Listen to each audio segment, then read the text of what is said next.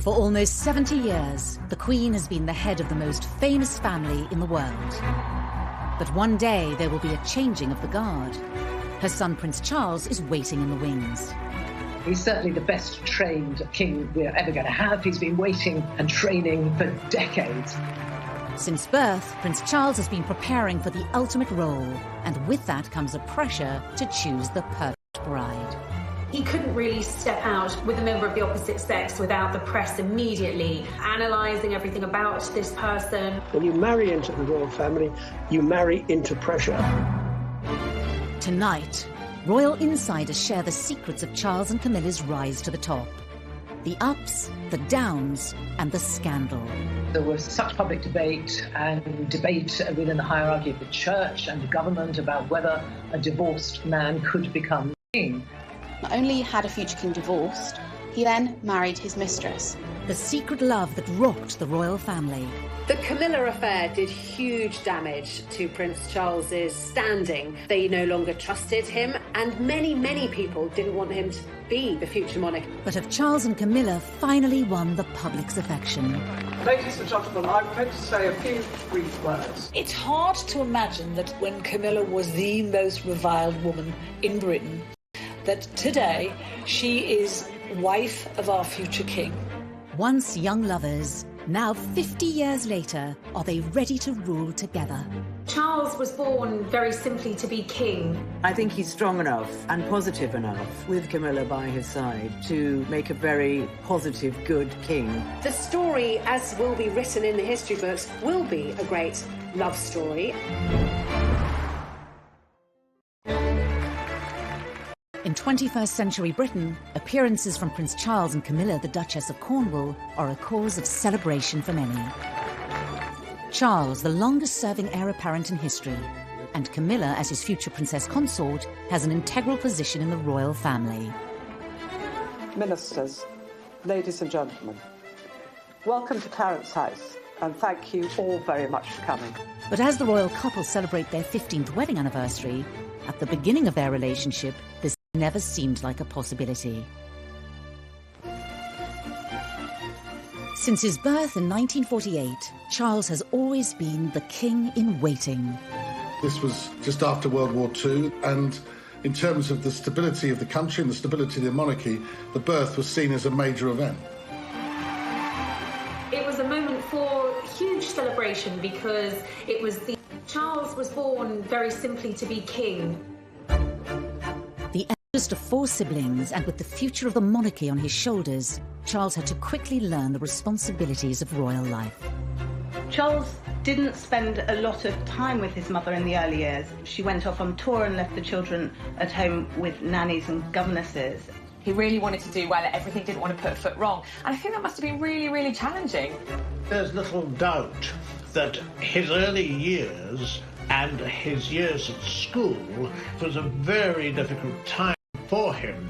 He also found that he was a centre of so much attention that made him realise that in his particular position there would always be fascination in everything he did. As the future king grew older, questions began to be asked of who would one day be his queen. There was acute interest in his private life from the start, really. And of course, that forensic press scrutiny was something that continued through the years. Any woman that happened to be on his arm was already listed as the future wife and a future queen. It does bring a lot of pressure. He was a fit guy, he was very intelligent. The girls seemed to like him, but he was in a way weighed down by all of these worries and expectations of what was expected not only of him as heir to the throne, but of his future bride. In the early 70s, Charles would make an introduction that would change the course of royal history. Camilla came from a very high society background. She had aristocratic links back through her family, and she had a very kind of privileged high society upbringing. Camilla was engaged to Andrew Parker Bowles. They were going to get married, and then it didn't happen. It was a sort of on-off relationship, and while it was off, Camilla sort of befriended Charles. They clicked immediately. There was a chemistry between the two of them, and really, I think probably Charles fell in love with Camilla from the moment that he met her. In many ways, she did tick the right boxes for a future consort for the Prince of Wales. But did those close to the future king approve?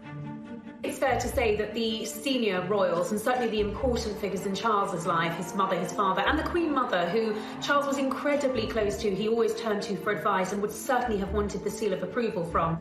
They certainly didn't think that she was suitable future royal bride material. She had a past, and she romanced Andrew Parker Bowles. Parker Bowles had also gone out with Princess Anne. The heir to the throne nearly always was encouraged to go for a wife who was whiter than white, and it was viewed very much that Camilla did have too much of a colourful past. And as for Camilla, his royal duties took him away from her and overseas. Charles was in his 20s. He was having to do military service because he's one day going to be commander-in-chief. He then joined the Navy to follow his father, his grandfather, and his two great-grandfathers. And it was very important to him to fulfill that role because that's what's expected of him.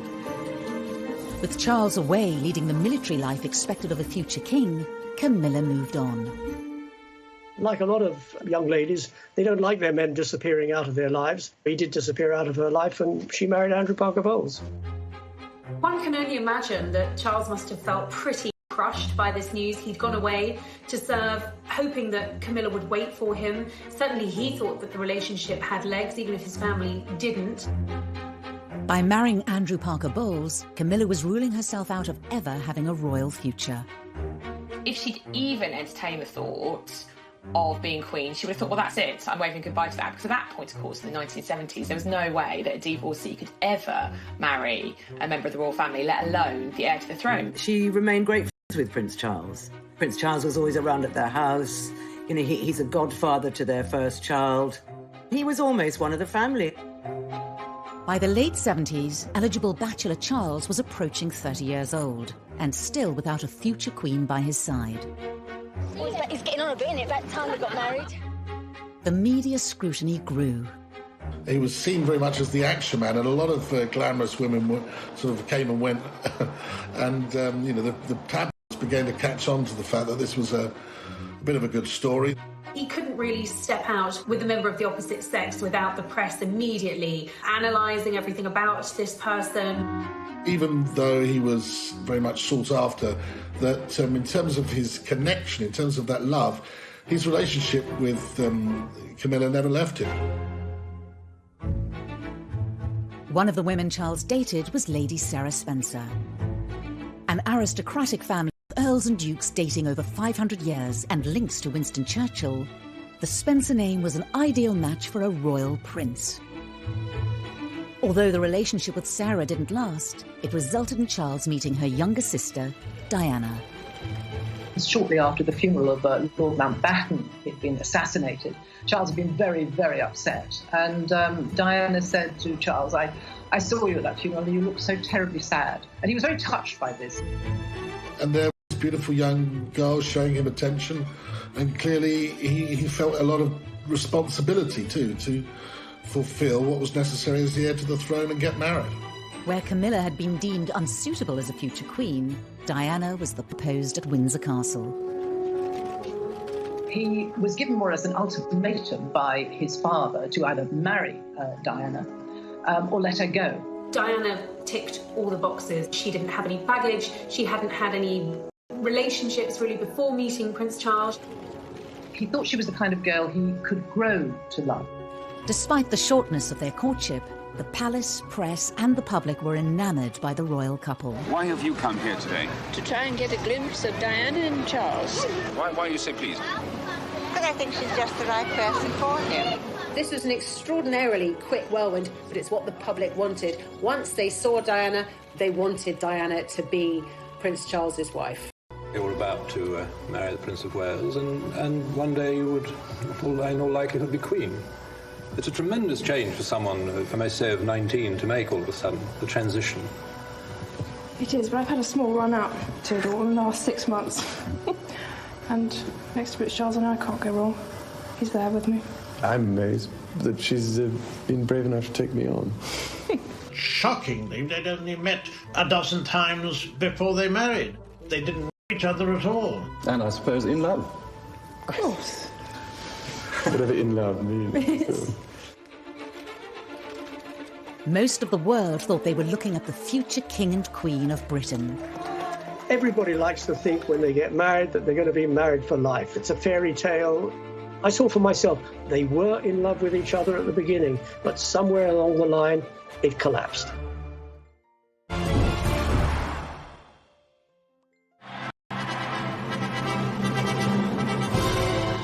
On a hot summer's day, with the eyes of the world upon them, Prince Charles married Lady Diana Spencer in July 1981. The event was watched by 750 million people worldwide. This was a thing of fairy tales. She was so young, so beautiful. Here he was, the future king. It seemed to be, from the outside looking in, a marriage made in heaven. The feeling was electric, from one end of the United Kingdom to the other, from north to south, from east to west. The United Kingdom was granted a national holiday to mark the wedding of the heir to the British throne, who was marrying somebody many thought to be the perfect future queen. They bought the tea towels, they bought the mugs, they turned up outside St Paul's Cathedral, they lined the streets of the Mall, they gathered outside that famous balcony to watch that iconic royal kiss. When the truth was somewhat different. Behind closed doors, marries into the royal family. When you're born into the royal family, you grow up with that pressure. When you marry into the royal family, you marry into pressure.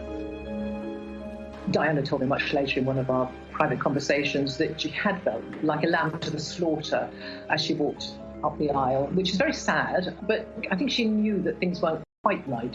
And when she saw Camilla in the congregation, was immediately uneasy about it. Most were unaware that Charles and Camilla had remained in close contact. Charles was so close to Camilla that he bought her a bracelet that was engraved with their initials, which Diana found.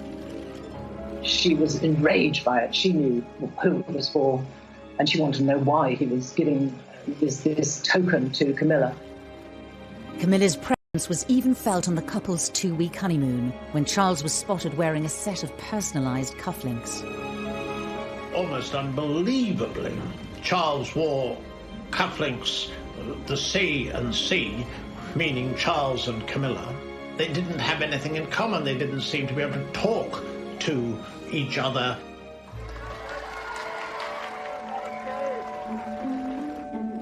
Despite whispers in the press of a rift between the royal couple, within 3 years Charles and Diana had welcomed 2 sons, William and Harry, into the world. Royal insiders pinpoint this as the moment that Charles and Diana's relationship was starting to break down. Charles wasn't the fully hands-on dad that she would have expected, and I suppose that created a distance between the two. She strongly suspected that Charles was still in love with Camilla and hadn't let go of her. Diana felt cut off, she felt isolated, she felt betrayed. Royal tours gave the press a first-hand look at the cracks in the marriage. Diana had asked Charles to come with her to the Taj Mahal, the Temple of Love. And he'd refused. And she was really hurt by that. So she made a point of going on her own. A tour of South Korea in 1992 would prove to be their last overseas engagement as a royal couple. All attention from the British press was focused on any mutual signs of affection being shown between the prince and the princess. They went separately and they left separately, and I think the press really jumped on that and they realised that this was going seriously wrong. But nobody apart from Diana and her intimate circle knew about Camilla at that time. That didn't come until later. Shortly after their return from South Korea, in the year that the Queen dubbed an annus horribilis, Charles and Diana's separation was formally announced by Prime Minister John Major in the House of Commons. To separate. The Queen and the Duke of Edinburgh, though saddened, understand and sympathise with the difficulties that have led to this decision. Charles and Diana were told to continue to carry out royal engagements separately.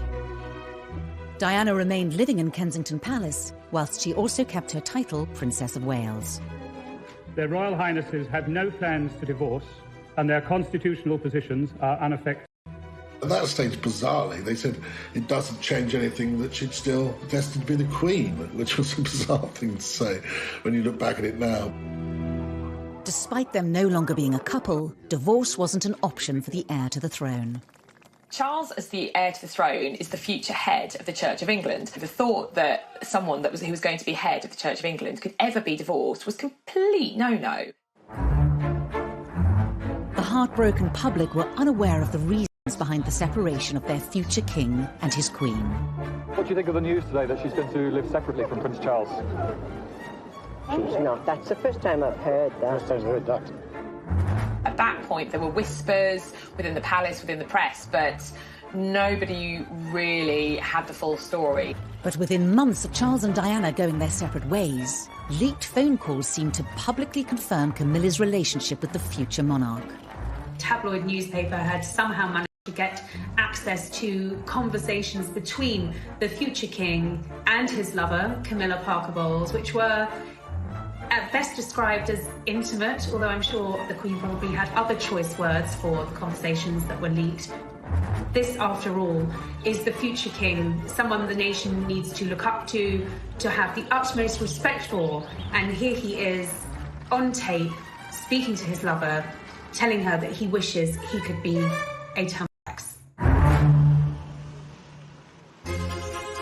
The revelations proved devastating for Prince Charles, whose press image had been at an all-time high just a decade earlier. Prince Charles was in Shetland today, doing his best to look as if personal problems were the last thing on his mind, and he avoided all questions about the Camilla Gate tapes. The Charles-Camilla Gate was catastrophic, and it was the beginning of the public's absolute hatred of Camilla, and his standing plummeted as well. People thought he was ridiculous, they thought he was cruel, they deemed them both to be incredibly cruel to have done this to Diana. The leaked tapes were the beginning of a public feud between Charles and Diana, later dubbed the War of the Waleses. Charles and Diana fought each other using friends in the press. This was open warfare. In a rare television interview appearance, Prince Charles sat down with broadcast. Mrs. Parker Bowles is a great friend of mine. I have a large number of friends. I'm terribly lucky to have so many friends who I think are wonderful and make the whole difference to my life, which would become intolerable otherwise. And she has been a friend for a very long time.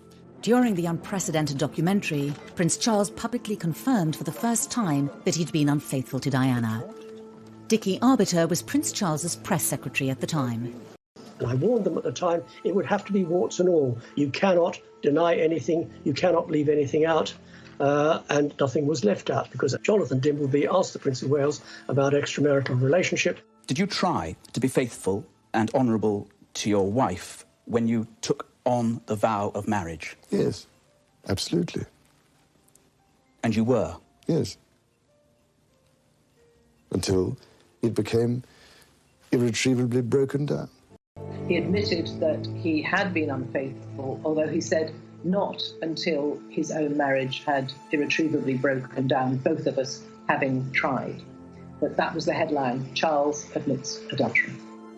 To go from a wink, wink, nudge, nudge, such and such member of the royal family has got mistresses on the side or, is having affairs, was quite different to actually hearing from the future monarch, I have been unfaithful to my wife, and my wife is Diana, one of the most popular women on the planet. He was very upset with the negative press, as anybody would be, and it was very negative. It was very vicious. Less than a year later, Diana, still with her Princess of Wales title, retaliated with a revelatory BBC Panorama interview with Martin Bashir. It was an absolute secret. No one knew about this. Very few people within the BBC knew it was happening. I certainly didn't know, as the BBC's royal correspondent, until 24 hours before it was going to go out. In the hour-long interview, Diana laid bare details of her marriage, as well as confirming that Charles had been having an affair with Camilla. Your husband renewed his relationship with Mrs. Camilla Parker Bowles. Were you aware of that? Yes, I was. But I wasn't in a position to do anything about it. A husband who was having a relationship with somebody else? Was a husband who loved someone else, yeah. You really thought that? Mm-hmm. I didn't think that, I knew it.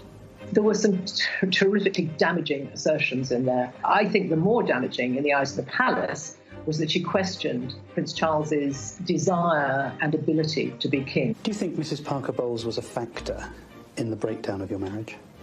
Well, there were 3 of us in this marriage, so it was a bit... After the Panorama interview, and she was very contrite, she was very sorry that she had done it, but why had she done it in the first place? It was all this sort of attacking each other, getting back at each other. The scandal rocked the royal family. This is not what the monarchy is supposed to be about, and it had become a complete soap opera. The Camilla affair did huge damage to Prince Charles's standing amongst his people, amongst his subjects, the British public. They felt that he had acted disgracefully towards Diana. They no longer trusted him.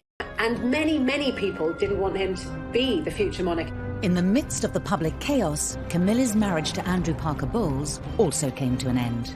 Up until that point, Andrew was more than happy to let Charles and Camilla's affair go on, providing it was in private. As soon as it came out into the public and he was presented as this injured party, he couldn't let it go on, and the couple filed for divorce. Could Charles's reputation ever recover? Had his affair with Camilla ended all hope of them ever being together? By this stage, of course, there was no prospect of her realistically, as it was seen at that time, of ever becoming Charles's wife. Charles became very well aware that if he was ever going to regain those things, respect, trust, authority, leadership, it was going to be a slow road back to recovery.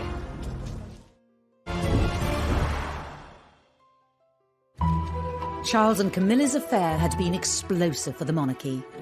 Prince Charles was in Shetland today, and he avoided all questions about the Camillagate tapes. The popularity of the future king was at an all-time low with the public, as was Camilla's. So at this point in the kind of mid-90s, her reputation was absolutely traduced. She was a marriage wrecker, she was a temptress, she looked like a horse. People would spit at her in the streets. Her public reputation that she was a complete evil witch, and she had seduced Prince Charles from his gorgeous wife. She was, I think it's fair to say, the most hated woman in Britain at one point. Charles's relationship with Diana had also sunk to a new low. Things just got so toxic, and they really were toxic between Charles and Diana. They couldn't even be in the same room as each other. And I think it was having a really bad effect on William and Harry. The marriage problems of Charles and Diana have cast a shadow over the royal family. Now the Queen has decided to bring the whole issue to a head by advising them to divorce. There's no doubt at all that as Supreme Governor of the Church of England, the Queen certainly did not welcome the prospect of divorce. But since there was such enmity between the couple, there was absolutely no choice. HRH the Prince of Wales versus HRH the Princess of Wales. This was unprecedented. Of course, Charles, as a future king, is going to be the head of the Church of England. The Church of England does not condone divorce. So this was damaging for the royal family. With all these revelations, with all the press speculation and coverage of a bitter divorce between the couple, no one would ever think of Prince Charles as the next king. He was widely considered unfit to be the next monarch of Great Britain. Charles's position as the future king looked precarious, and his relationship with Camilla was damaging his standing within his own family. He had been so determined to stay by Camilla, to keep her in his life, that he'd alienated not just the public, but many members of his own family too. The Queen did not want the pair of them to be together. She had said time and time again she wanted the relationship to be over. During this difficult time, there was only one person he could turn to and truly confide in. While Camilla was absolutely reviled in England, hated by a lot of people, to Charles, she was his absolute pillar of strength. You know, she was his rock, and really, she was everything to him. Charles was determined to continue his relationship with Camilla and one day make her his future queen. Anyone close to the Prince of Wales, and that included his mother, knew that when it came to Camilla, she was non-negotiable, and Charles made that very clear from the outset. He hadn't gone through everything he'd been through, the public humiliation, the admitting of adultery, not to be with Camilla at the very end of it all. When Camilla was divorced and Charles was divorced, it kind of opened up the possibility of the two of them getting together, but both of them being very sensible people and grown up, realised that this would not be a walk in the park. They would have to do it very gently to ease Camilla into society. If Charles was to keep his throne and one day end up with the woman he loved, he would have to improve his public image and regain their respect. Charles went into damage limitation and firefighting on a level that, frankly, the palace were probably not equipped to do. Charles employed Mark Bolland, a very seasoned and experienced PR professional, to rehabilitate his and Camilla's image. One of the ways he did that was he absolutely befriended all the newspaper editors, he befriended all the newspaper owners, and he gave those editors stories, favourable stories about Charles, about Camilla. And he would feed us little bits of information. He would tell us what Camilla was up to, what Charles was up to, what his feelings were about Camilla. Then Prince Charles and his sons, on their first day together on holiday, appeared, having deliberately and most unusually encouraged the press and television coverage. He was beginning to lay the groundwork for the woman who he wanted to one day be his queen. But in 1997, tragedy struck. We have reports from Paris that Diana, Princess of Wales, has been killed in a car accident. I think that Charles was devastated when Diana died. I think he was racked with guilt. I think also he wanted, as the Queen did, to protect William and Harry. But the monarchy tends to work using precedent. There was absolutely no precedent for the outpouring of grief, which was completely unique when Diana died. But there's no question that Charles' attempts to get the public on side with Camilla were obviously set back. In the face of this national tragedy, it looked like the British public would never accept Camilla as part of the royal family. I think that after Diana's death, Camilla was abused in the street, was yelled at, she had nasty letters written to her. It was really difficult for her. The size of the challenge that was facing Charles and Camilla was immense, and many people thought it was impossible. People thought if they wanted to be together, they would have to be together abroad, that it could never, ever happen within the United Kingdom. A year after Diana's death, Charles restarted his campaign to introduce Camilla as the woman who would one day stand beside him. But he was met with strong opposition. The Queen was quite clear that she was not going to meet Camilla. She didn't want to hear about Camilla, and it was still a name that really wasn't widely spoken in palace corridors. She, as constitutional monarch, felt she should uphold the standards that she'd adhered to all her life, and should she accept that her divorced son should be with a divorced woman? Should she condone this relationship? Was that what her faith, her religion, she's very religious, would guide her to do? The Queen may have been having doubts, but on Charles's staff, it was decided that they needed to forge ahead with introducing Camilla to the great British public and bring her out into the open as Charles's partner. There was an attempt to do it at the wedding of Santa Palmer Tompkinson, and her mum, Patty, was Camilla's best friend. So they were going to try and be together there, but that couldn't happen either because they decided they would upstage the bride, and that wasn't fair. There had been suggestions that the Prince and Camilla Parker Bowles would take the opportunity to go public with their relationship, but she joined other guests well before him, looking relaxed and... The couple were invited to the birthday party of Camilla's sister Annabelle, to be held at the Ritz Hotel in London. It was seen as the right opportunity to give the British public their first glimpse of Charles with his future consort Camilla by his side. It was dubbed Operation Ritz. I remember being in the newsroom, and it was a cold day in January, and rumours started to knock about that something was going to happen down at the Ritz, and that maybe we were going to get sight of Charles and Camilla together for the first time. Mark Bolland was giving sort of the nod and the wink that actually we ought to get our ladders down there. So I said to the news desk, right, get the ladder down there. Well, there were 200 cameras there, I think. Charles and Camilla emerged. She wearing a very neat little black coat, and I remember she had a beautiful choker on at the time, and they stood and they posed for photographs, and those photographs went around the world, and that was the beginning of trying to get the public to like them. Of course, it's only a picture, but last night's coming out was symbolic. Whatever people think about Camilla and Charles, they're telling the world we're a couple, and you better accept it. This was a big statement. Camilla was going to have some sort of formal role in the future, because there she was on the arm of Prince Charles, very officially his date for the evening. This really felt like a turn in the road. Suddenly, Camilla wasn't just Charles's mistress. Now she was his companion. Now the press had their first picture of them, it was down to the Queen to give the relationship the seal of approval. In 2000, she agreed to attend a birthday party for King Constantine of Greece, to be held at Charles's home, Highgrove. So on the guest list was Camilla. It seems Camilla's friendship with King Constantine of Greece, seen here at his daughter's wedding, was crucial to her inclusion on the guest list for his 60th birthday party today. The Queen, it seems, made a very deliberate decision to attend.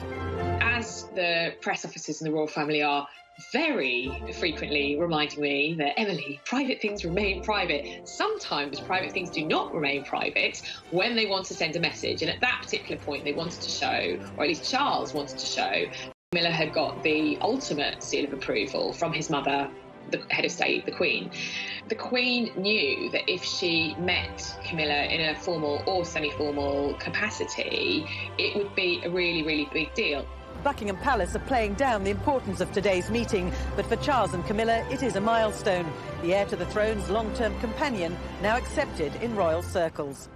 The Queen, of course, would have preferred Charles not to have divorced. She would have preferred him not to have admitted adultery or not to have committed adultery. But she is quite a wasn't going to go anywhere. And I think the Queen then thought, well, we might as well get on with this, and she might as well be welcomed into the family. The meeting with the Queen was absolutely fundamental in the turning point of the public accepting Camilla, because the feeling was, certainly among Charles and his advisors, that if the Queen could accept Camilla and could welcome her into the family, then the public could welcome Camilla too. And that really paved the way for a change in attitude among the public. By the end of the millennium, Charles's popularity had bounced back.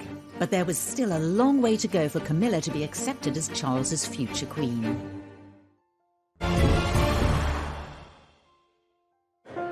As king-in-waiting, Charles will not only inherit the throne one day, but also become supreme governor of the Church of England.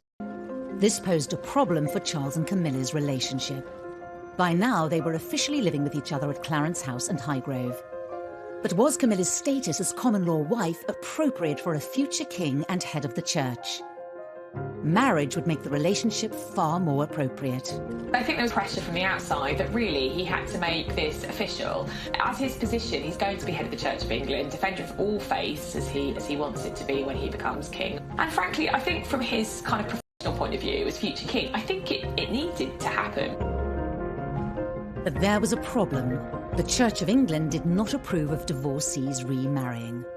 The Prince of Wales was starting to persuade very senior figures, people like the Archbishop of Canterbury, George Carey, that there was a reason for him to be married. Why should the heir to the throne, who would one day be the king, the defender of the faith, why should he be forced to be in the situation where he can't marry the woman he loves? Why is it better for them to be partners? And so I think people gradually came round to the feeling that it was just the right thing to do. Possibly one of the last to be persuaded was Her Majesty the Queen, a very high church believer in the marital state. But once the church was on side, I think there was no real reason to block it anymore. They've waited long enough, but tonight they emerged as a couple soon to be wed. In February 2005, 56-year-old Charles and 58-year-old Camilla announced their engagement.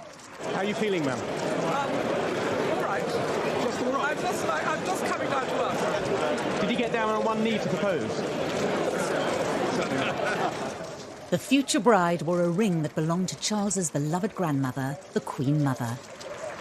I think Charles had always wanted to make Camilla his bride, his wife. I think he felt that she had endured a lot of real to make her his wife, his bride. This was the first time in history that an heir to the throne would marry a divorcee. The Church of England might have backed the union, but this wedding would have to be very different to all previous royal weddings. Charles and Camilla would need to have a much lower-key ceremony. Having been divorced already, both Charles and Camilla would have found it difficult to marry within the church, so instead they had a civil service at the Windsor Guildhall. This would be the first large-scale event with Camilla at the centre of royal life, and Camilla was nervous at the potential public reaction. She was terrified no one would come. She was terrified she'd be booed. And I remember seeing film footage at the time, about 6 a.m, and there was no one on the streets of Windsor. It was freezing as well, I remember. It was a really, really cold day. She must have been terrified that no one would be there. And, you know, I think as a journalist, I was looking at it and thinking the only reaction to this is going to be national apathy, which is kind of almost as bad as protests. However, by 10:30, the streets were thronging with people. As the Prince and his bride were being driven the short distance from Windsor Castle to the Guildhall this morning, history prepared to record a royal marriage without precedence. TV cameras filmed the moment when Charles and Camilla arrived at the registry office in Windsor for their historic marriage. The ceremony was attended by William, Harry, Camilla's children, and a few friends. The Queen, as head of the Church of England, did not feel that she could attend, but she did join the couple for a blessing at St George's Chapel afterwards. The first time the public got to see the Queen really close to Camilla was when Charles and Camilla came out of St George's Chapel after the blessing of their wedding ceremony. And there was a picture that didn't appear to be staged. It seemed very, very natural, but there was Camilla by the Queen's side, Queen looking very happy, very relaxed, and, well, Charles looking like the happiest man on earth, because I think on that day he probably was. And she looked gorgeous. I mean, she looked fantastic in the outfit with that beautiful dress and the headdress. And I thought that she looked the best, you know, she'd ever looked, really. And I think people really at that time thought, well, why shouldn't these two, who were the picture of happiness, who had this long, long love affair on and off over many years, why shouldn't they find happiness? Camilla was now officially part of the royal family. The palace announced that she would be called Princess Consort when Charles becomes king. The Queen also gave her a title of Duchess of Cornwall, which is actually her secondary title. Legally, she is Princess of Wales. But Camilla knew how fond of Diana the public had been. It wasn't going to wash with them that she would be the next Princess of Wales. I remember when they got married, it was 8 years after the death of Diana, Princess of Wales, and feelings and memories were still running high. So she's used the other title, Duchess of Cornwall. She's quite comfortable with it. Titles do not matter to Camilla. She doesn't really care one iota what she's called, as long as she's not called anything rude.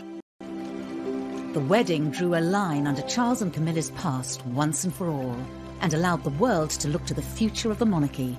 For all the spin doctors and PR that had gone on for years behind the scenes, the thing that really transformed Camilla's public image was the royal wedding, because that was her becoming a member of the royal family. And therefore, she was no longer an outsider. She was the Duchess of Cornwall. She is a future queen. So the marriage changed everything. Who would have thought that 10 years before, the woman who had been vilified by the British press, Camilla Parker Bowles, was a potential future Queen Consort? Now that Camilla was officially part of the royal family, the British public could see what sort of future consort she would be. Of course, once she had married into the royal family, she became Charles's consort. She was there with him on royal engagements. She accompanied him on some royal tours, and actually Camilla proved to be incredibly popular. She did her own PR. She didn't need a spin doctor. She did what she does best. She engages with people. She has a good relationship with the press pack. She doesn't upstage the Prince of Wales in any way. They are a great team.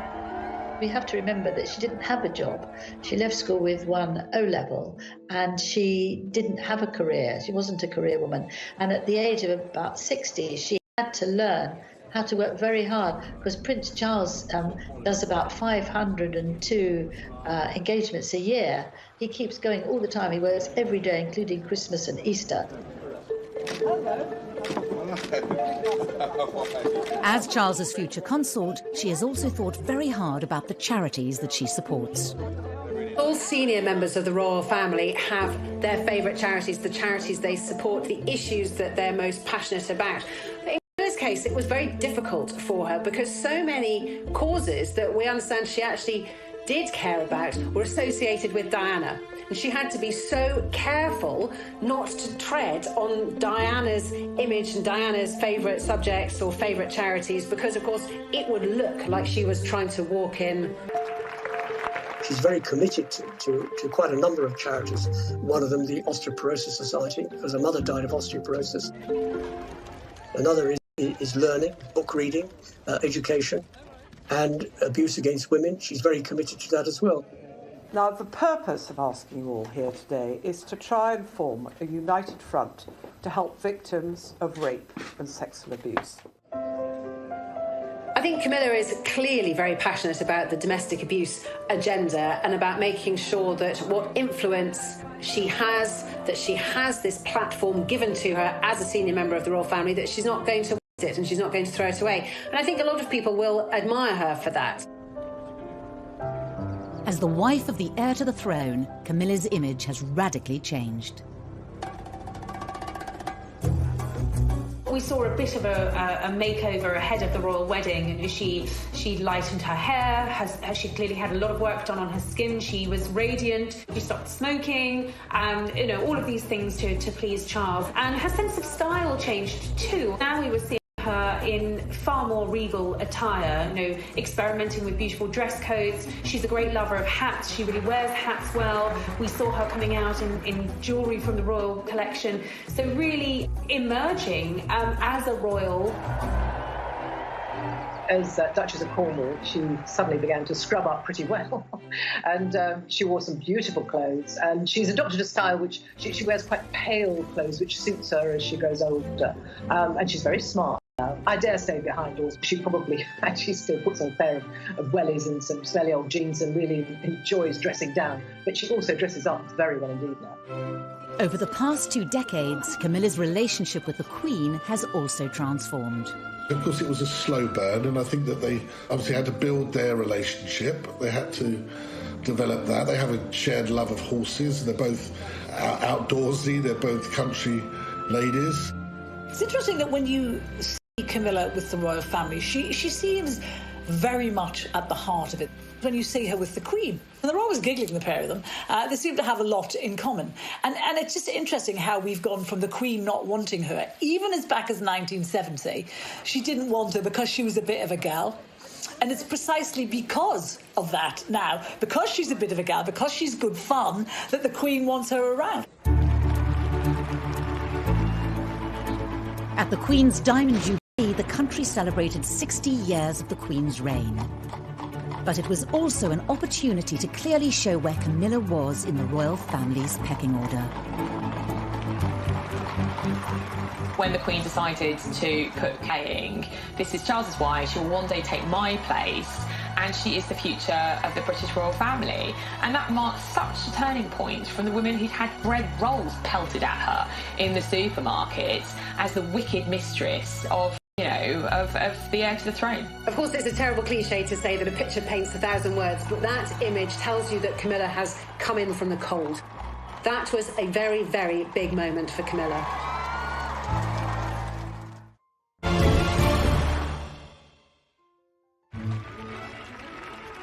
By the time of her wedding to Prince Charles in 2005, Camilla Parker Bowles's journey from royal mistress to royal wife had been extraordinary. Labelled a marriage breaker by the press and reviled in public, she had fought hard to win her place next to Prince Charles. Whatever people think about Camilla and Charles, they're telling the world we're a couple. Despite her place in the nation's affections and the approval of the Queen, she still had to convince the hardest judges of all: the rest of the royal family, and in particular, Princes William and Harry. Camilla's relationship with William and Harry has always been quite tricky. Diana obviously painted Camilla as the marriage wrecker. For the Prince of Wales, the first proper meeting between his son William and his longtime friend Camilla Parker-Bowles was obviously a significant event. The princes were in their mid-teens when their father's relationship with Camilla became public. Harry refused to see her to start with. Harry wears his heart on his sleeve. He was in his teenage rebellious phase, smoking dope and kind of getting into trouble. But with children of her own, Camilla was well placed to tackle the unique challenges of being stepmother to William and Harry. In the early years after Diana's death, all those boys had was Charles. And we all know Charles was emotionally stunted. So they would have needed a woman to talk to sometimes. And I suspect Camilla was very good at fulfilling that role. William first spent half an hour with Camilla, it's now emerged, and they've got together again since.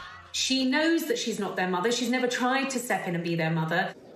She has been there to support them when they've needed that support. So what was, in the early stages, a very difficult relationship has grown to become a very close one. It is amazing how close we've become, you know, I mean, ever since our mother died. She's a wonderful woman, and she's made our father very, very happy, which is the most important thing. William and I love her to bits. 10 years before Camilla married Charles, it was inconceivable that William and Harry would have accepted her into their family. But both princes would themselves bring new people into the royal fold, Kate and Meghan. As a royal outsider herself, Camilla had great empathy for both young women. For Kate in particular, Kate didn't know how to be royal, so she would have felt like an outsider. And in those early days, she was pursued by the paparazzi, by the press. The new bride has experienced it at first hand. She, not William, will be the focus of attention. While Camilla, she knew how it worked, and she was in a very good position to give Kate advice. After the royal wedding, she took Kate for lunch, I think, just to sort of settle nerves and give some good stepmotherly advice. She has been there for the Duchess of Cambridge. just over 6 years after William and Kate's wedding, Prince Harry announced his engagement to Meghan Markle. Royal watchers talked of her as someone quite unlike the other members of the family. But she had much in common with her future husband's stepmother. In many ways, Camilla had paved the way for Meghan, in the sense that they were both divorcees, neither of them were royal, but I think Meghan took any criticism of her position personally. Camilla would have been there to tell her not to take it personally, and that this is just what happens when you're an outsider. Throughout her life with Charles, Camilla has always maintained an upbeat public persona in the face of criticism. It's a quality that has rubbed off on Charles. As he edges closer to the throne, Camilla has transformed the way he engages with the public and approaches his duties. I think it's very clear when you look at Charles and Camilla over the last 15 years what a difference she has made to his persona, to his outlook, to his demeanour. We don't want to alarm. He's just clearly a much happier person now. He's relaxed a bit. In 2017, on a trip to Canada, Charles and Camilla visited native communities. One of the things laid on was this Inuit couple who were throat singing.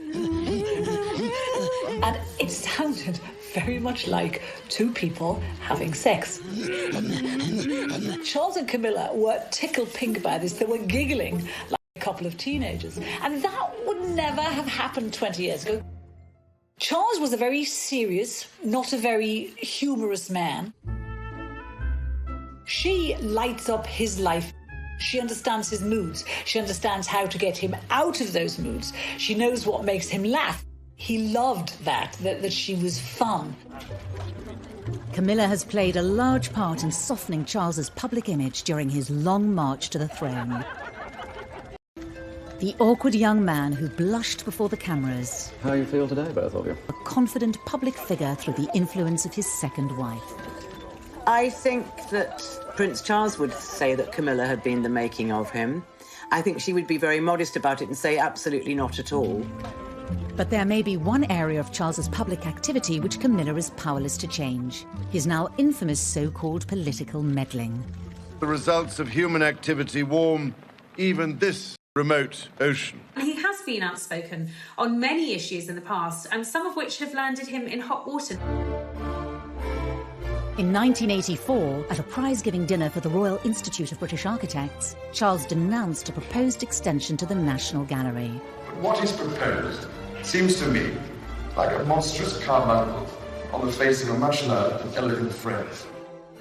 Ever since, Charles has been accused of voicing opinions on areas of British life that some claim he has no right to be involved in. Patients should be able to gain the benefit of the best of both worlds, complementary and orthodox. In 2015, The Guardian newspaper revealed letters written by Charles to cabinet members over policy issues close to his heart. We know he cares about the environment and architecture, genetic engineering, all these things that mean a lot to him. And he's not afraid of controversy. The environment is full of uncertainty. We have made it into a rubbish dump. But he's writing the sort of letters with questions that you and I might ask. We won't get the answer, but he'll get the answer. As Prince of Wales, Charles's outspokenness has been tolerated. But when he takes the throne as Charles III, will it continue? The monarch is not supposed to get involved with politics. It will be interesting to see how Charles handles this, because he's not used to taking a step back. I think we will see him being proactive and possibly even political, with a small p. But I think it does give us an indication that Charles is going to be a hands-on king. But, you know, the monarchy changes all the time. Maybe he will be allowed to do that if he ever gets to be king. As Charles stands poised to become king, Britain is braced for a different, more political kind of monarchy. But the question remains, when will he take the throne? And when his 71-year wait ends, will Camilla take the title of Queen?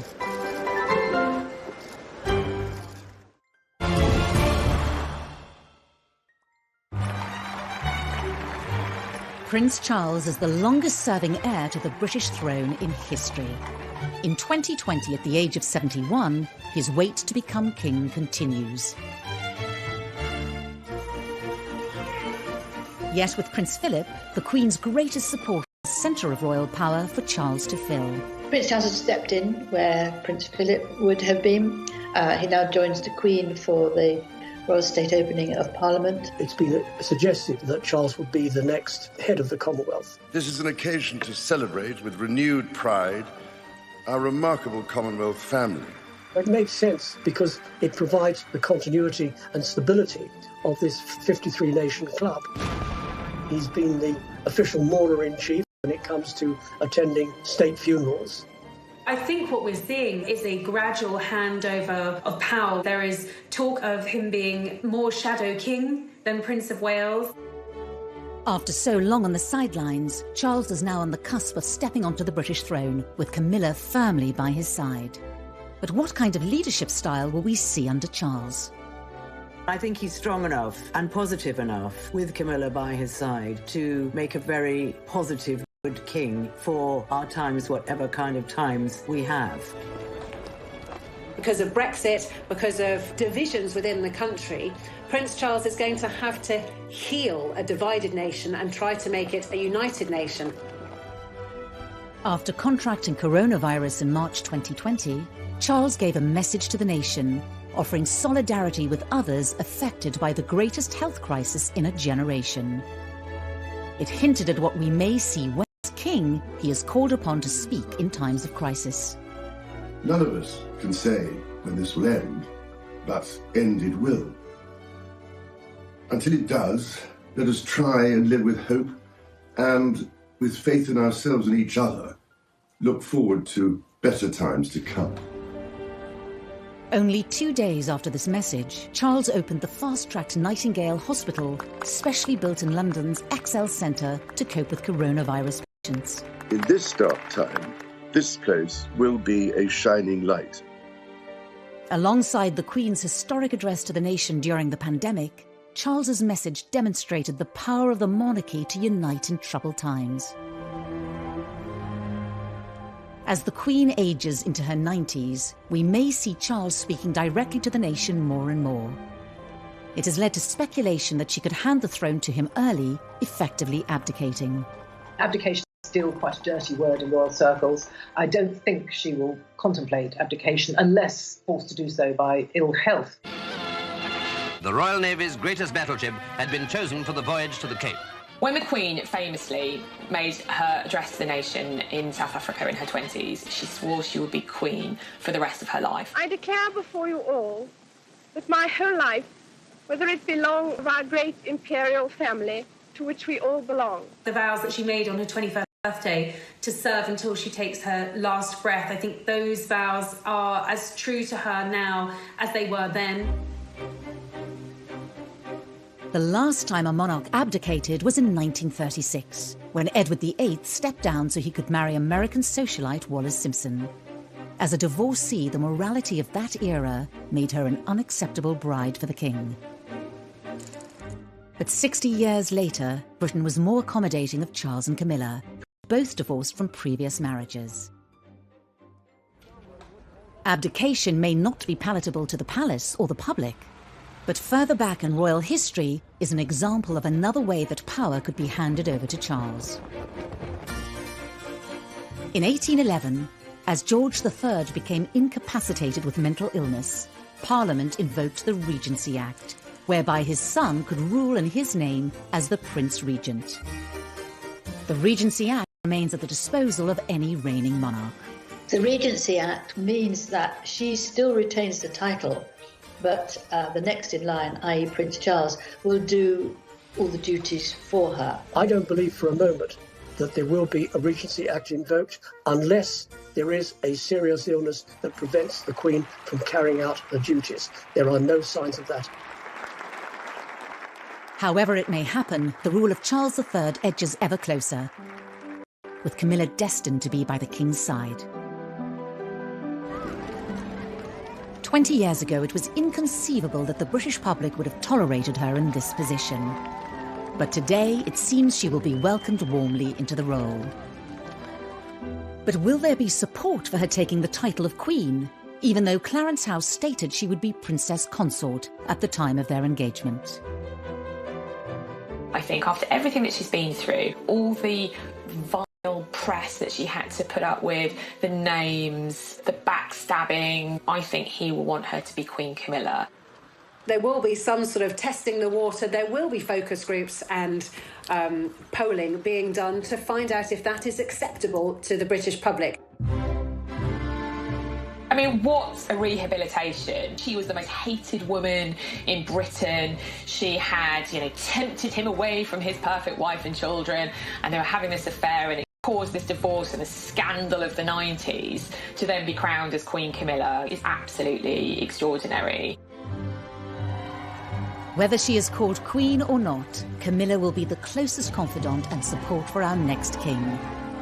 But who else will be included in Charles's monarchy?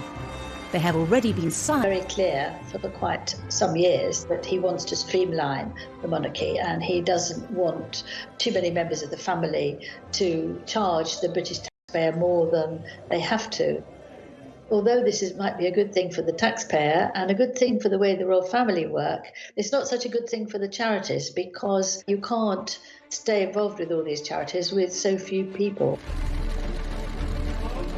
With the high-profile departures of Harry and Meghan, followed by Prince Andrew's dramatic exit from official duties, Charles's push for a smaller monarchy is already becoming a reality. We are now at a point where we are almost on a skeletal royal family. It's gone beyond streamlined. We've got the Queen, we've got the Prince of Wales and the Duchess of Cornwall, we have the Cambridges, and of course, Princess Anne.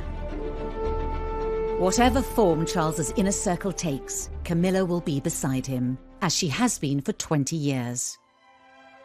Their journey as a couple together has not always been smooth. But it seems for now, destined for a happy ending. The story, as will be written in the history books, will be a great love story, and it will be not only a king in waiting who had to wait 50 years to get on the throne, but also a prince who had to wait decades and decades to get the woman he'd always been in love with by his side.